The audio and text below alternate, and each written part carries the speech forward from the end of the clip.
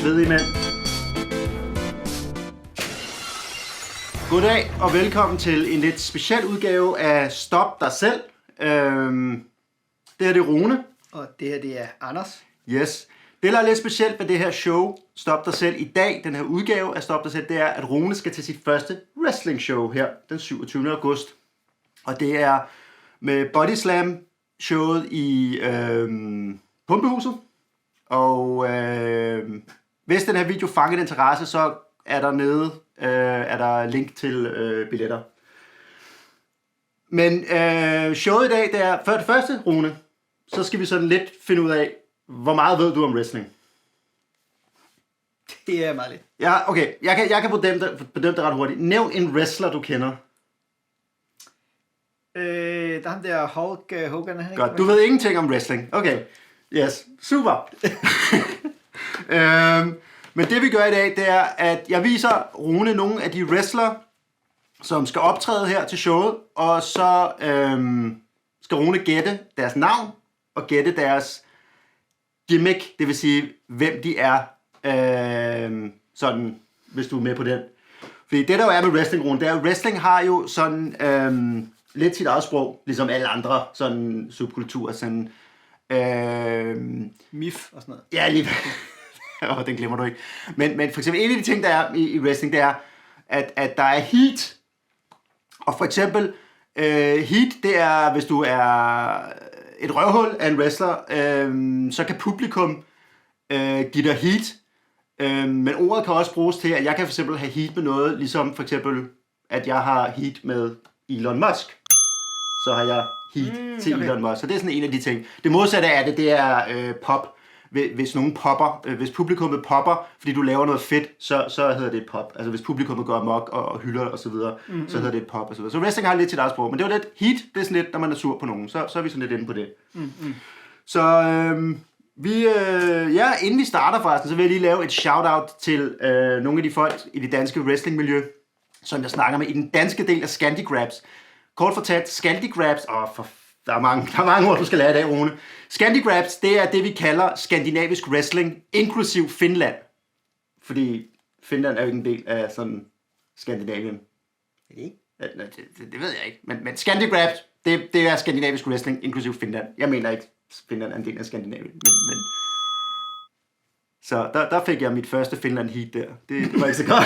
Nå, shout out til de danske Scandi Grabs folk, jeg snakker en del med, og det er Jen King, jeg håber, jeg udtaler det korrekt. Det er Raspi, det er Pago, det er Sir Anderson, det er Lars Nielsen, og det er Anders Liberoth, og det er til eksildanskeren fra USA, Dødens Gudinde.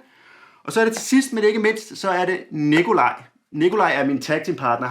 Jeg hjælper ham med at lave nogle videoer, og sådan all round, så har vi det bare sjovt i dansk wrestling. Vi er sådan to gamle mænd, der godt kan lide wrestling. Og på den note, så vil jeg lige også sige, at Nikolaj har en podcast, der hedder Wrestleren og Nørden, hvor det er Nikolaj og Chaos, som sidder og diskuterer wrestling, både dansk og amerikansk. Og det kan være ret sjovt, fordi Nikolaj er meget god til at holde styr på Chaos, som er en veteran inden for dansk wrestling, og også lidt en gammel, bitter, sur mand en gang imellem. Så ja. Det lyder vel begrundet. Jamen, lad os prøve at komme lidt videre her i programmet. Så gæt en wrestlers navn og gimmick. Er du klar, Rune? Mm-hmm.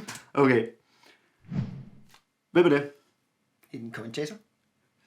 Det er tæt på. Det er Michael Madsen. Ingen relation til skuespilleren Michael Madsen, men det er ceremonimesteren Michael Madsen, som er ring announcer, som ligesom annoncerer inden kampen, hvem der kommer ind, hvor meget de vejer, og hvor de er fra, og så videre, så videre. Så det er Michael Madsen, som han har været wrestler for mange år siden, hvis jeg husker. Jeg hørte et Bodycast, som er et podcast, Bodyslam lavede. Der fik jeg vist nok at vide, at han havde også været wrestler på et tidspunkt. Trænet af Kim Ball, som er en anden dansk wrestler. Anyway, det er Michael Madsen. Ham skal du nok blive rimelig kendt med, og alle hans fantastiske ord og ordforråd og slagord og så videre. Spændende. Ja. Scramble match. En scramble match er ikke det, der står på min skærm der, fik jeg at vide tidligere i dag. Det er en scramble match. Den første, en af de matches, der kommer, det er en scramble match. Det er en match, hvor der er to i ringen, men der står flere folk udenom ringen, og så kan de så blive tagget ind. Et tag, det er, når en wrestler står uden for ringen, og så klapper de hænderne, og så går den anden wrestler ind. Og en scramble match, der er der bare flere, og alle kan tagge hinanden ind, men der er kun 2 i ringen på samme tid. Så det bliver fuldstændig kaotisk. Og det er derfor, at denne video bliver super lang, eller i 2 dele, fordi at jeg skal igennem super mange wrestlere. Men Nå. Hvad? Har du spørgsmål? Så kom med det. hvis der står super mange rundt om, er det så... er de så Ikke super mange, men der står et par stykker. Hvis de står med rundt om, ved de så, hvem... Altså, er de delt op i hold, eller kan det er alle mod alle. Men når vi tager ham der, og så ryger han ud, og så lidt efter kan han komme ind på andet hold, eller hvad? Det er alle mod alle. Men der må kun være 2 i ringen, så man skal være lidt taktisk med, at for eksempel, hvis du kommer for tæt på en, der står du, så kan han klappe dig på ryggen, og så kan han gå ind, og så skal du gå ud. Okay. Så du kan se, der er sådan, man kan være rimelig nederen. I want in, ja, okay. Ja, super. Men hvem er den her wrestler, Rune?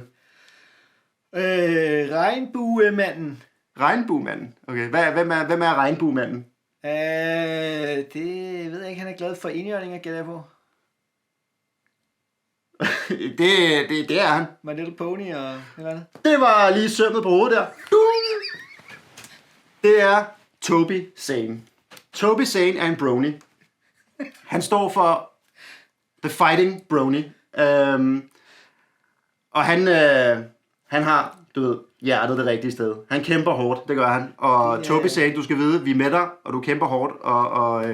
Ja. Så wrestling er ren magi. Jeg mener, venskab er ren magi. Venskab er, friendship is magic. Det, så vidt jeg ved, det hedder en af hans finishing moves. Så jeg kan ikke lige huske, hvad det er, men jeg mener, det hedder friendship magic. Så ja, Toby Zane.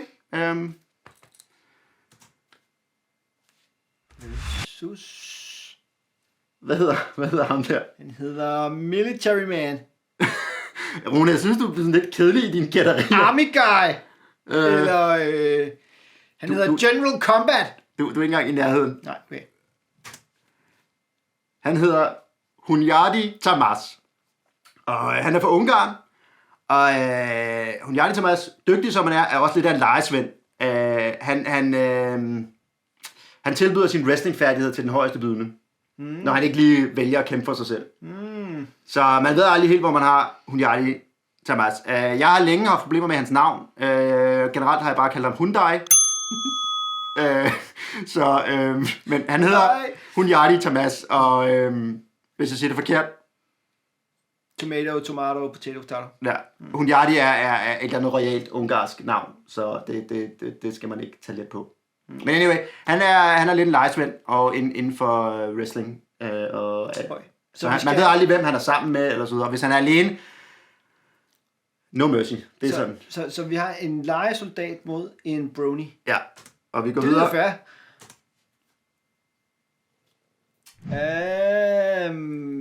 Nu har du ikke længere nogen sådan... jeg kan lige sådan se, hvem er. Hvem er den her mand, Rune? Tyskeren. Jeg ved ikke, hvad jeg skal sige. Det er bare, ud fra det sorte, røde og gule på hans bukser. Sådan. Jeg ved ikke, jeg har ikke så mange hints der. Nej. Hvad kunne jeg... Fordi... Husk, du skal være til det her show, Rune. Tæsk, mand. Det ved jeg sgu ikke. Hvad kunne han hedde? Han kunne hedde hvad som helst. Han kunne hedde WrestleMan.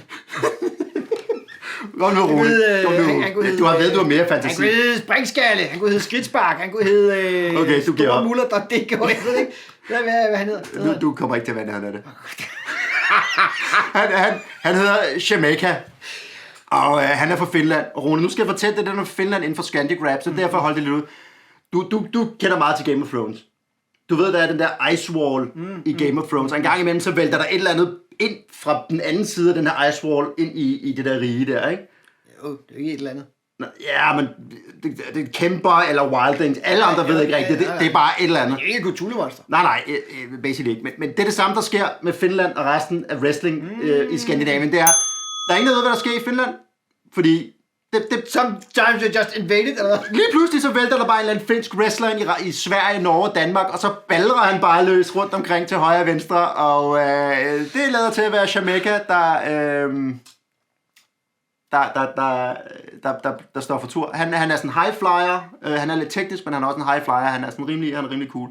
Hvordan får du det navn til at blive Jamaica?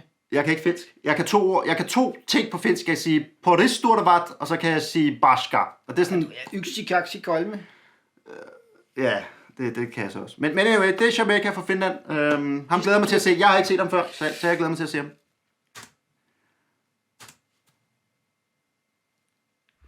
Så, Rune. Hvem er det her? Er det Two-Face møder Jokeren eller sådan noget?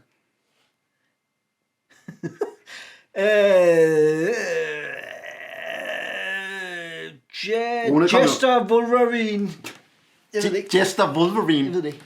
Har du sådan nogle idéer om, hvem han er, når du sådan ser på ham? Hvad fanden skulle jeg have en idé om? Jeg er ikke noget en wrestler, mand.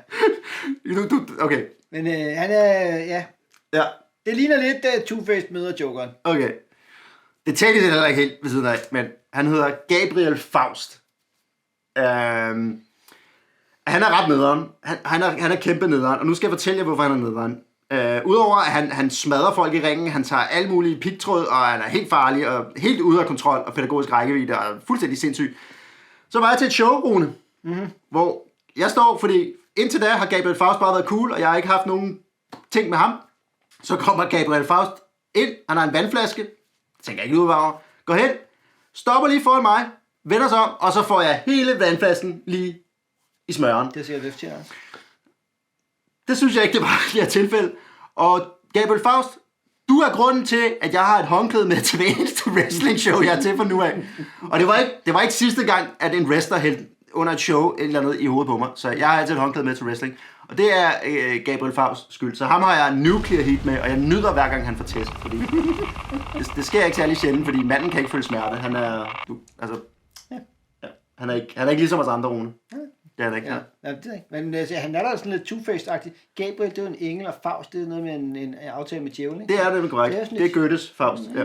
Så det var ikke helt ved siden af. Nej, han er speciel. Og det der er lidt specielt, grund til, at jeg tager det her tag til, men det er, fordi en af dem er med i den her kamp, og den anden er med i den næste kamp. Men hvad hedder de her folk, og hvad hedder deres tag team? Det er et hold. De er delt op den her gang. Det ved ikke, Mokai-drengene. Det er faktisk ikke helt ved siden af. Jeg ved ikke. De ligner lidt Nick og Jay eller sådan noget. Er det... Rune, du skal være til det her show, Rune. Pas nu på. Det ligner lidt Nick og Jay. Og det, hvad kan jeg sige, altså? Okay. Det er pengedrengene eller et eller andet. De hedder Randers Panje. Fordi hvis wrestling har lært mig noget, så er det, at Mokai i Randers, det hedder Randers Panje. Så blev vi klogere, Rune. Og det er Adonis, og han skal være med i... Jamen, jeg er ikke med. Det er som kaffe på Bornholms, det hedder en chop chaffe. Okay. Men Adonis skal være med i Scramblen, og Sander skal være med i den næste kamp. Og det der jo er, det er, at Randers ligger i Jylland. Det er ikke godt, Rune. Nej, Anders. Du ved godt, jeg har det stramt med Jylland. Ja. Fordi det er fyldt med jyder. så ja. Men anyway, Randers Panje-drenge, de er sjove, og de er over det hele, og de er også meget sådan high-flying, akrobatiske, gymnastiske i det. De er helt vilde. De er meget skuffet, hvis de ikke hopper rundt, ved du ikke? Det skal du ikke blive. Randers Panje, de leverer varen. Nu er det lukket. Ja. Nu er det til at... Der er body slam, bak mig op. Men Sander, han går videre til Scandi Grabs Invitational Semifinals. Scandi Grabs er en turnering, hvor man vinder sådan et højt trofæ. Og det her trofæ, det... Så han er inviteret med til nogle semifinaler? Han er... invitational betyder bare, at man kan komme all around. Det er bare sådan det er sådan et ord, man bruger. Invitational betyder bare, at man kan komme sådan fra forskellige steder og så videre. Så, men han skal være med i Scandi Grabs Semifinals Invitational. Ja, man kan komme fra forskellige steder, så jeg kan komme fra hvad? Og han skal slås mod ham her. Han skal slås mod... drengen med glashåndledene. De har navne, Rune. De har altså rigtige navne, de her. Hvorfor? Så hedder han hedder Jannik. Eller, jeg ved ikke. Jannik? Jeg ved ikke, hvad han hedder. Okay. Han hedder Jarnis, eller... Han hedder Eli Castle. Nå, okay. Jeg får det sgu ikke kende navn.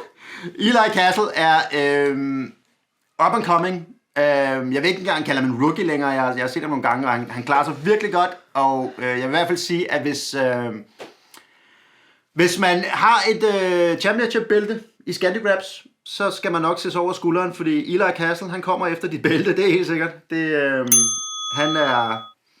Han er super dygtig for en meget rimelig ung wrestler, så jeg er virkelig glad for ham. Jeg synes virkelig, han er dygtig, og kan rigtig godt lide hans kampe, så yes. Så ham skal du nok også få en god kamp ud af.